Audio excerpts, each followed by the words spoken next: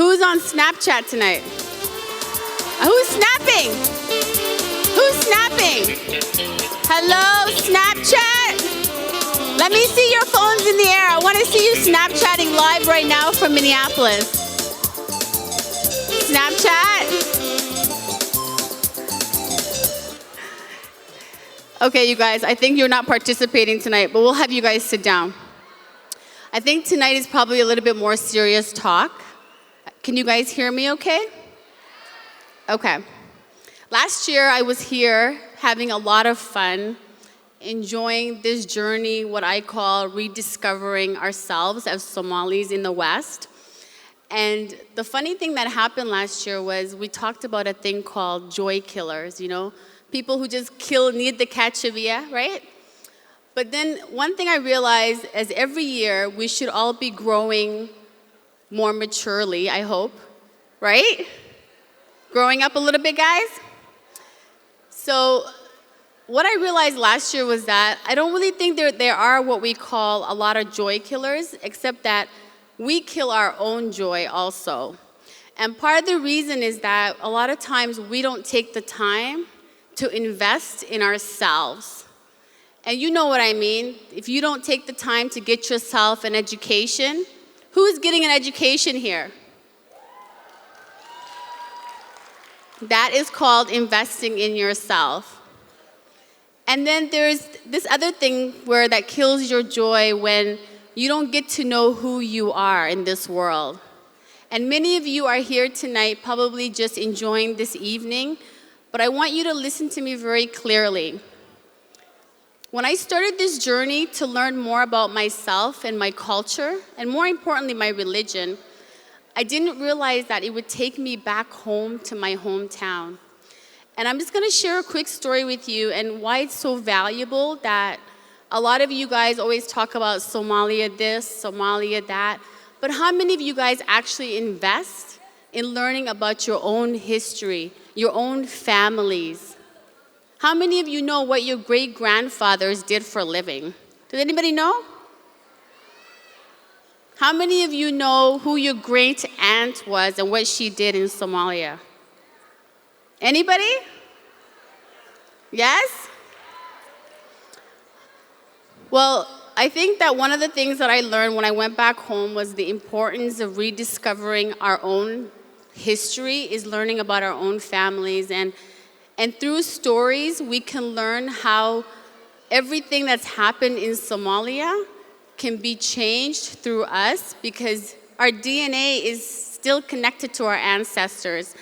And I just want to share, before I get off the stage, a quick story. When I went back to Las Ano, where I was born, LA, I learned a great story about my grandfather, my mom's dad. He was a man who was born with polio. And he was born at a time when the Darwish War was happening. And his mother and his father, they were running away from the British during the Darwish War. And what happened was that because he had polio, he was about 5 or 6 years old at the time, they were gonna leave him behind because they couldn't carry him. So his mother felt so bad that she had to leave him under a tree so they can escape to the next town. So she left him there, and in leaving him there, because she couldn't carry him, he was too much of a burden. But she went back the next day and picked up her son because of obligation and the love that she had for him despite his disability. Well, I found out that kid who was left under a tree, who probably may not have survived the Darwish War, became one of the wealthiest men in North Somalia and one of the most successful businessmen in Yemen. Hello. So in discovering stories about our own families, I think we learn about our own strengths as Somalis. So I encourage you that everybody goes back home if you decide to go back to Somalia, or if you have your parents who are alive, learn about your own families. Learn about what people did before you. Learn about the inspiration that you can give back to your kids. For 30 years, we didn't have that great storytelling because many of us were born in the West or grew up here. So I encourage you tonight when you go home, if your parents are fortunate to be alive, ask them questions. Ask them, how did you do this, Mom? Like, how did your father do this? How did your grandparents do this? Because believe me, the people back home, they're doing it. We think that we have it made. I think people in Somalia have it made. They're eating, yes. They're sitting around with great people. They're learning stories about themselves. They care about each other. And it's not all doom and gloom. And until you go back home, you will never learn about those stories. So I want to thank you so much. And I would love to thank the Somali Museum of Minnesota for always having me here. And I'm proud to be connected to an organization that not only wants to preserve Somali culture, but to continue teaching others about us. So with that, I would like to welcome the man who's my hero. Ever since I've met him, I've realized rag wa ragi hore because of him.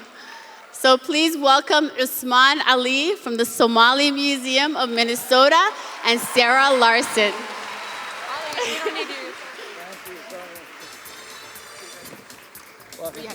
Thank you. Me first? Assalamu alaikum wa rahmatullahi wa barakatuh. Afka Ingiriisiga wayna ku batay aynu wareegno afkeeni hooyo markan.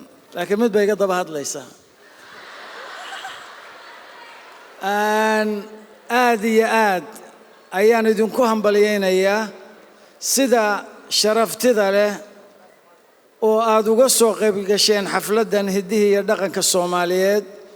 Caawa intii aad arkayseen badhkeed ayaa idin hadhay.